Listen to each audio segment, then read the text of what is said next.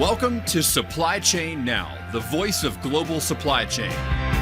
Supply Chain Now focuses on the best in the business for our worldwide audience, the people, the technologies, the best practices, and today's critical issues, the challenges and opportunities. Stay tuned to hear from those making global business happen right here on Supply Chain Now. Hello and welcome to today's edition of the Freight Insider. We are opening the doors in the business of freight. I'm your host, Paige Siplon. Thanks so much for joining us again. I often say that freight is the common denominator in the complicated math problem that we call our economy. Literally every business is touched by freight, but the how part of how they're impacted really varies greatly.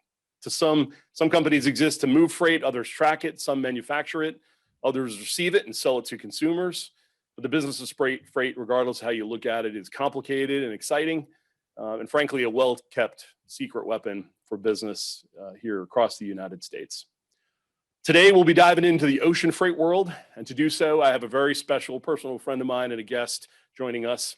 He has over 30 years experience as a proven leader in the maritime industry, working on port expansion, sustainable profit and productivity models, identifying winning sales, marketing strategies, really has done just about everything you could think of in the maritime world and in the freight world. He's been with the Georgia Ports Authority since 2011, and for the last 5 years has served as its top leader, its top dog, and as its executive director. It's a mouthful. Today's guest is Mr. Griff Lynch. So welcome to the Freight Insider, Griff. Thank you, Paige. Appreciate it. Happy to be here. We're glad you're here. It's great to see you again. It's been, we were just talking about, it's been a few minutes since we got together. Sorry, we have to do this via video. It's okay. But appreciate you. Everyone's world now, so we understand. But thank you. Thanks for the invite. Well, we'll dive right in because we want to hear about your journey and then hear about what you're doing today at the Ports Authority and what your team's up to. But, you know, Griff, freight has been a part of your life. You've been on quite a journey, more specifically the ocean freight world. And from the little bit I know about you, it all started back in New York as a fellow New Yorker, which we don't probably say too often here in the great state of Georgia. But it all started with the Maritime College up SUNY New York and the Maritime College. I mean, just start off with how did you specifically dive in and decide to go to the Maritime College, and then maybe walk us through kind of what your freight journey has been like personally. Yeah. Just Paige, first of all, I think I want to give you kudos because I'm going to speak to the group and they're going to hear my New York accent. Somehow you found a way to get rid of your New York accent. The United States Marine Corps and being in lots of places literally took it out of me. One of those ways. Yeah, that's right. I'll tell you, going way back when I was a young kid, probably in middle school, I went to see a training ship come back from visiting international ports. And it was at the Maritime College, and I think I was in about 7th grade, and I said right then and there, look, this is where I want to go. I had never traveled internationally. I grew up in a middle-class family, and it was just really appealing to me. And everybody's wearing their uniforms, and I just thought, wow, this is neat. And in that decision, thinking about it in high school, I always had a dream to be a tug captain or working on a ship in New York Harbor. And that was great until when I was during school, I secured a job as a cadet observer with Exxon for the summertime for about 3 weeks and realized when you get seasick, it doesn't work out so well when you work on a ship. Hard to be on a ship. You know, sea legs, right? So we had, obviously at the school we did that. I was out on ships for several months at a time, but a tug is a little different. And it wasn't in the cards for me, but that really began my journey in the freight world. Obviously graduated school in 1988 and was looking for a job. And the first job I secured was working for a company called P&O Containers. At the time it was Transfreight Line / P&O. I was stowing was a ship planner, loading container ships as a central planner. And it was really the first of its kind at the time. It came about as a result of the vessel sharing agreement, sharing vessels with P&O, Ned Lloyd, and Sealand. Really exciting job. Was a management trainee with that company, came to Charleston, as a matter of fact, back in I think it was 1990 for a year, worked down at the port of Charleston and booked freight, made sure the booking list was all manual at the time, but kind of did it all at the port, and it was a lot of fun, and then went back up to New Jersey. Eventually worked my way into Sealand, working down at the Elizabeth Marine Terminal. and rose up through the ranks there. First started, working on the dock and became a marine manager with Sealand, and actually then went into sales with them, and got to see a whole nother side of the business, that these just weren't containers, and they really had people behind them, the customer. And that's really important to understand that, and understand how that side of the business works. So got to see that. And then Maersk came along and purchased Sealand back in 2000. And I just went right along with Maersk Line and became part of the APM Terminals organization, where I took over the Virginia facility in Norfolk, Virginia, and was a great opportunity to stay there about 8 or 9 years. During my time there, not only ran a small facility, but had a wonderful opportunity to be part of kind of designing and leading and building a brand new terminal. Had a whole team of people, but I was the project manager. We built a brand new facility, state of the art for North America. We were the first to put a semi-automated operation at a port or a terminal. It was great. It's a great success. Had a great team. And then moved on and kind of just continued to rise up. We took an executive role with Global Container Terminals, and then came to the Georgia ports in 2011, as you said, as the chief operating officer. So it's been a wonderful ride for me. I have seen both the sales side, the carrier side, and the terminal side of the operation, and of the ocean freight world. And it's I love the industry, love it. Wouldn't trade it in for the world. It's a big industry. Yes, it is. It's exciting. For sure. A lot of people, a lot of great people. What did you like better, the container side, or the facility side, or the liner side?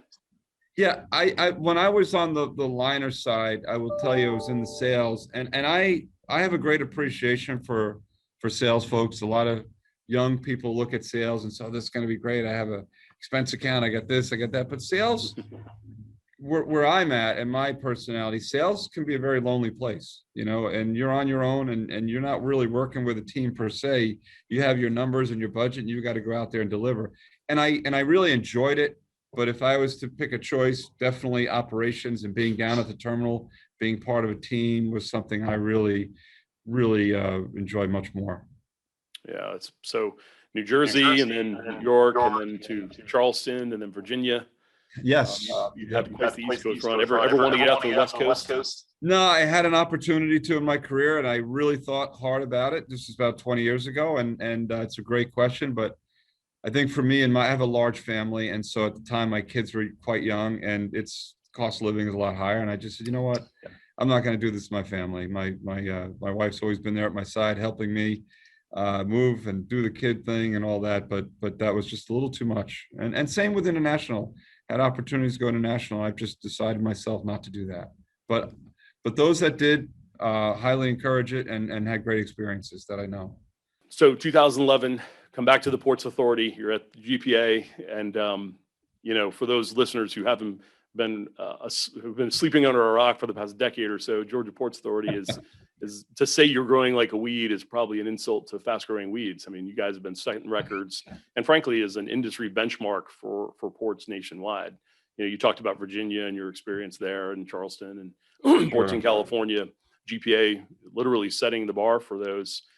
For example, I'll send some of the kudos for those, again, that have been sleeping under rocks. GPA, inland barge terminals, almost 500,000 jobs throughout the state of Georgia, $29 billion in income, $122 billion in revenue, $3.4 billion in state and local taxes.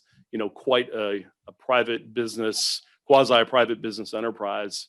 9.3% of containerized cargo volume, 10%, over 10% of containerized exports. So that balance, I know, is really critical to your growth and your sustainability. Yeah. So, and already again, I get the press releases, many of the listeners do, record after record, month after month, COVID or not, 15% over last year.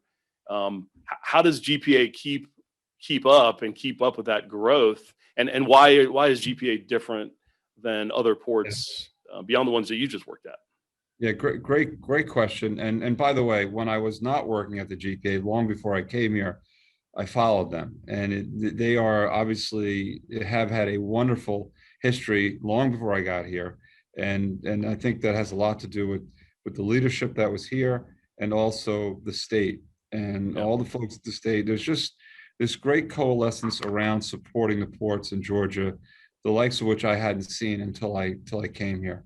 And so that was the first thing. And upon coming here, I kind of learned a little bit more and could see firsthand the great and wonderful things the GPA did and does. And I think, Paige, to answer your question, what differentiates the Georgia ports? The first thing, and I think the largest thing, is that for the container facility and for the break bulk facilities, we are an operating port authority. And so we are obviously a part of the state, but at the end of the day, we're not just leasing out our land to a private terminal operator. We work in conjunction with with the ILA and the stevedores who are down on the dock, but we operate the facility. It's our systems, our investments, our capital projects, and our people who are operating the cranes and the yard cranes and helping the cargo move. And I think there's a great deal of pride, both in the GPA and outside the GPA in the state, in doing that. And I think we're pretty good at it. And as a result of that, I'd say so. yeah, and I think, as a result, and we have been, and I got to thank folks like Doug Martian and Curtis Fultz and Governor Perdue, Governor Deal, and now Governor Kemp, who have been fantastic, and the legislature, right, who have been fantastic in supporting the ports. But at the end of the day, the other thing that we're doing is we're looking out there and we're saying, okay, what do we need to do to continue to be relevant, and what should we invest in? And the team has done a wonderful job of staying ahead of the curve. And something the Georgia Ports has done that has lent to its success is we have invested in long lead time items, heavy capital intensive, and made a bet on the future for years now. And every time we've made a bet, knock on wood, it's come out to be successful. Pretty good odds to bet on the GPA, really good, right? Whether it's building getting new cranes and berths, but these investments are massive. Hundreds of millions of dollars. I think we like to tell folks over the last 10 years, we've invested $1 billion in our ports. And that's risky. And that's coming from our cash flow, right? That's on the GPA. We're not getting help to do that. It's on us. We run the port like a business, and we have done that for years now. And that's a good thing, because we're expected to get a return so that we can invest further. So those are the things that I think differentiate us. And then you add all that up, we got a lot of land, and what was done 20 years ago was to convince the shippers to build distribution facilities in Savannah, and also obviously Atlanta is a major part of our success. Right. And so having this closest container terminal to Atlanta, having a major distribution capacity right here in local Savannah, have been real strengths. And having that direct line of communication, not only with the ocean carriers, but also with the BCOs, like those that you service as well, that come to us directly and say, hey, do you have more space? We're having some challenges over here on the West Coast. Can we? Yeah, absolutely. Come on. So that's been the story of the Georgia ports. Yeah, that's a great point. I used to say it all the time, the ports, the cargo that comes from wherever it comes from, China, Europe, all over, Right. A lot of it wants to come to Savannah, and a lot of large major shippers have built distribution centers and stuff in Savannah, but, it also wants to go all over the Southeast, all over, the East Coast, all over the country. And so so the investments you're talking about, just for people that aren't familiar, obviously you're improving your berths, but you're also doing a lot of, I've read some press releases, a lot of our listeners have, on the investments that maybe you don't think as much of a port investing in. Like you said, hundreds of millions of dollars. I know your rail facilities on terminal and also outside the Savannah area, maybe up in the Northeast Georgia area. Yeah, maybe talk a little bit about that. About 4 or 5 years ago, we embarked on converting our existing on-dock rail, which was good for its time, but we were quickly filling up and needed to advance it and create more capacity.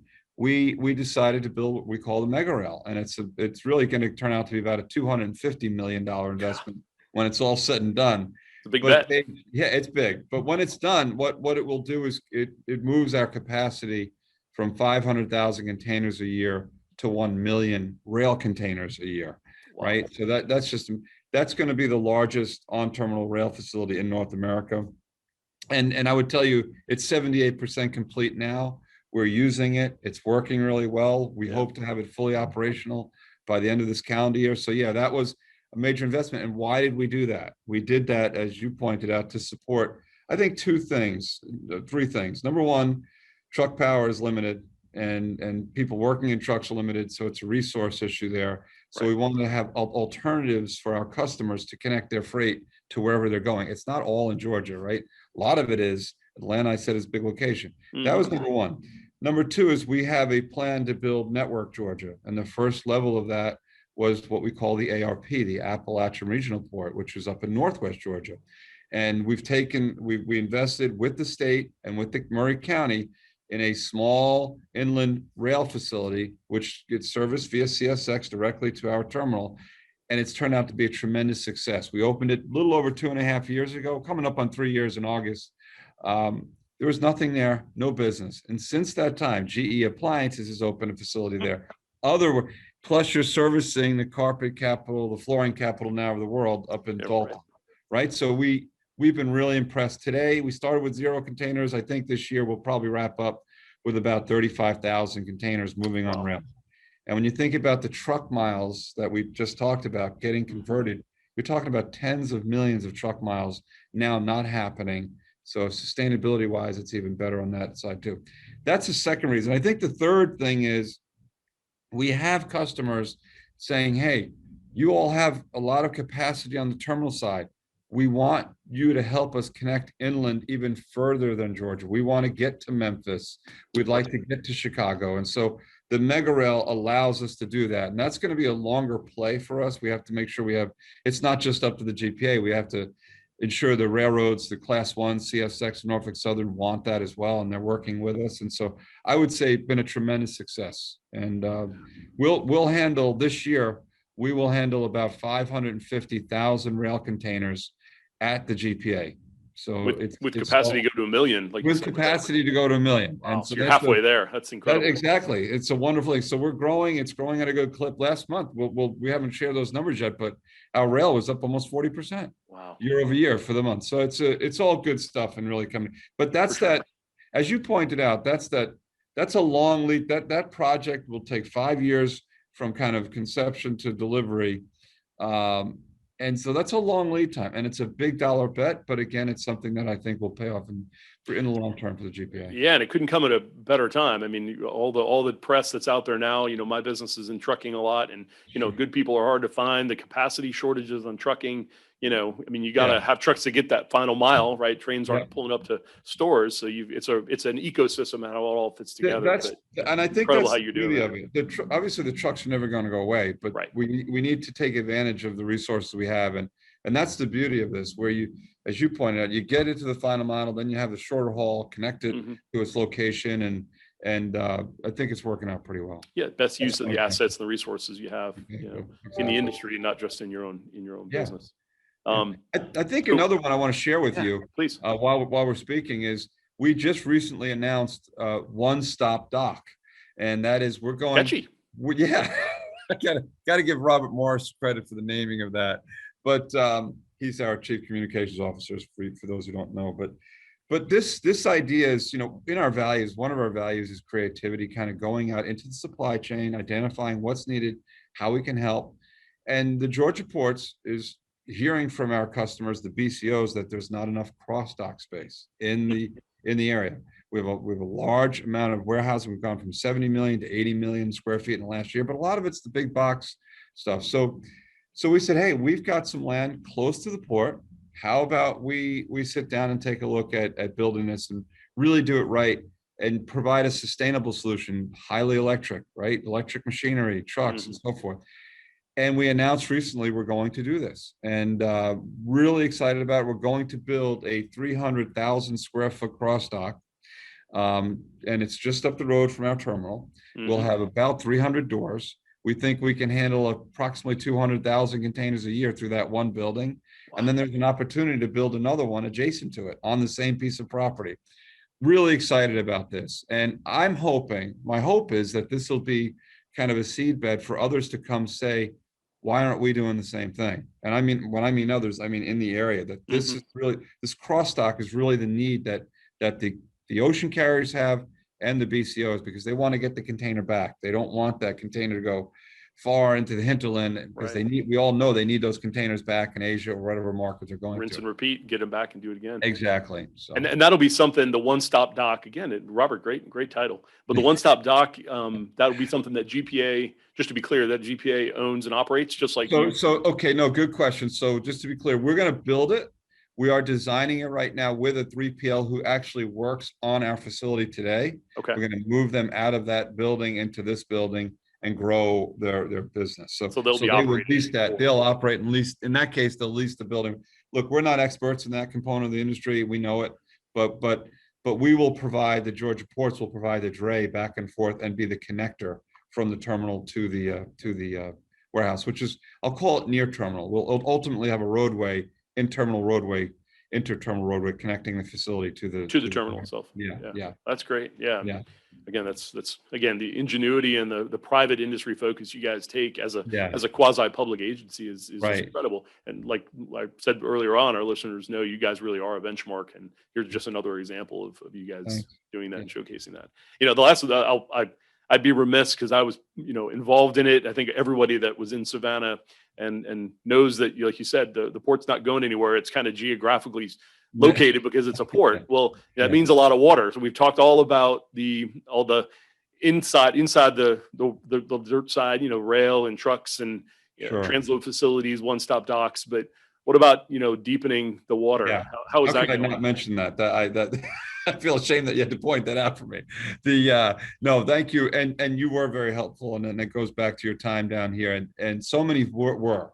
And so really excited to say that the Savannah Harbor expansion program, which is now coming to fruition, we have been working on this project for over 20 years now. By the end of this year, the deepening project, which deepens our river from 42 feet at mean low water to 47 feet, the inner harbor. And then if you go out of harbor, it's 44 to 49 feet. That component's done. That's all happening now, and that's needed because I think most of you have heard the story about the bigger ships. As a matter of fact, if they're not getting stuck in the Suez Canal, right? Yeah, they're coming to the you've all seen that. We don't want to talk about it, but the bottom line is the CMA CGM will have the Marco Polo coming next week, and it will be the first 16,000 TEU ship to call the East Coast, and it's coming down the coast right now. So it'll be here on May 26th. But really exciting stuff, yeah. And so the project completes this year. Well, so just to put it in context for the listeners, so 16,000 TEU ship, if you look back 2 years ago or 5 years ago, what would be the largest? What would be the big headline? Well, 4,000? No, I would say that, let's go through it. In my time, I've been here 10 years now. When I started here, the largest ship we had was an 8,000 TEU vessel, somewhere around there. So the first big shift that happened was the Panama Canal expansion was completed in 2016. Yeah. And literally the week that it was completed, the first 9,000 came, and then after that, 10,000. So that was just 4 to 5 years ago. So in 4 to 5 years, we've gone from an 8,000 to now 16,000 TEU ship, right? So, I mean, that's amazing.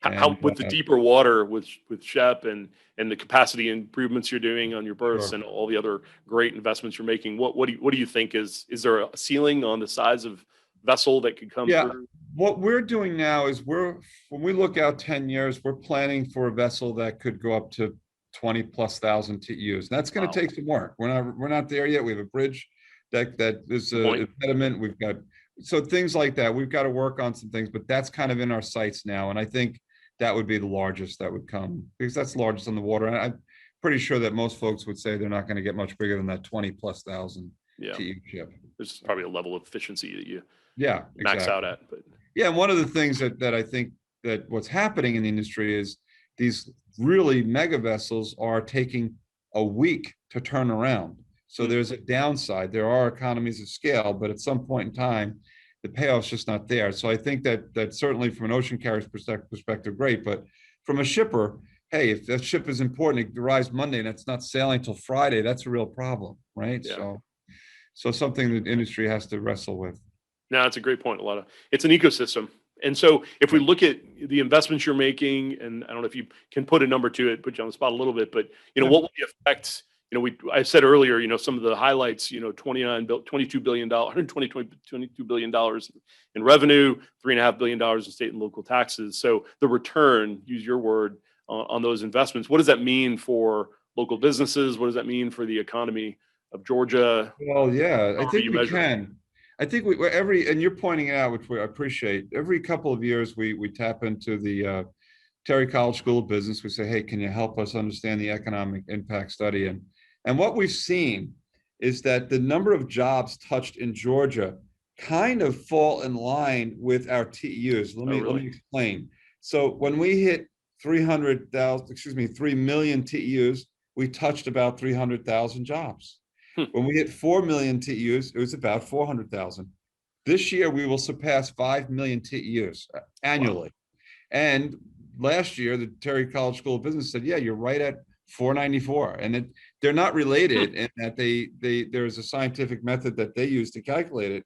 But it turns out that, every 10 TEUs or so, right, is a job. And so the bottom line is that, we think we're building facilities here that we can stretch, we think, in the next 4 to 5 years that can go up to 8 million TEUs. And if we do that, that translates into 800,000 jobs touched in Georgia. This is warehousing, manufacturing, trucking, rail, on the ports and off the port, not just on GPA, obviously. Right. So we're really excited about that. And that's one of while we're looking for return on projects, those are significant things that we consider as well. It's not only about the return. Right. Well, those returns are important too, the jobs. Yeah, absolutely. That's part of our charter. Something that popped in my mind, and just for listeners to put it in context, you talked about, doing 5 million TEUs. That's amazing. And going up to 8 million. Well, how does that compare to some other ports? I don't think they're competitors, but like New York or Virginia, Charleston. Yeah. So I think what you'd see is if you look at port complexes, that's the way I like to do it. So LA Long Beach is really, they're two different ports, but they're one complex servicing a host of customers and a bunch of terminals. Right. They're the largest. New York, New Jersey, the second largest. LA is probably in that 15 to 16 million TEU market. New York is probably in the 8 right now, somewhere around there. And we're going to come in at 5. Charleston's half. So that puts you as number 3? And we're number 3. Thank you. Yeah, we're number 3 at the 5. I would say number 4, you're talking about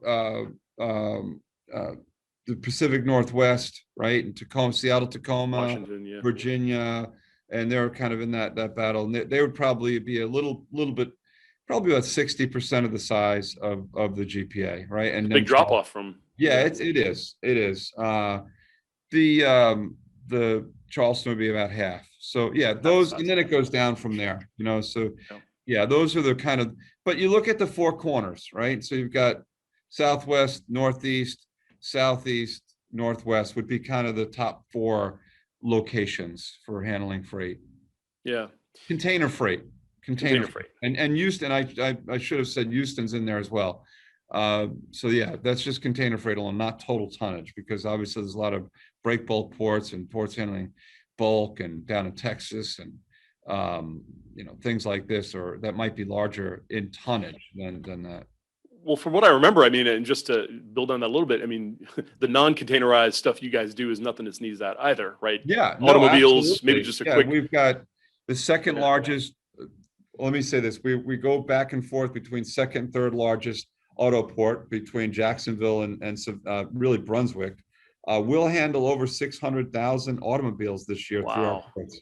And some of the top brands, great stuff, and Kia, right, being a Georgia company, Mercedes, BMW, and Volvo, and so list goes on and on. But yeah, great, exciting stuff.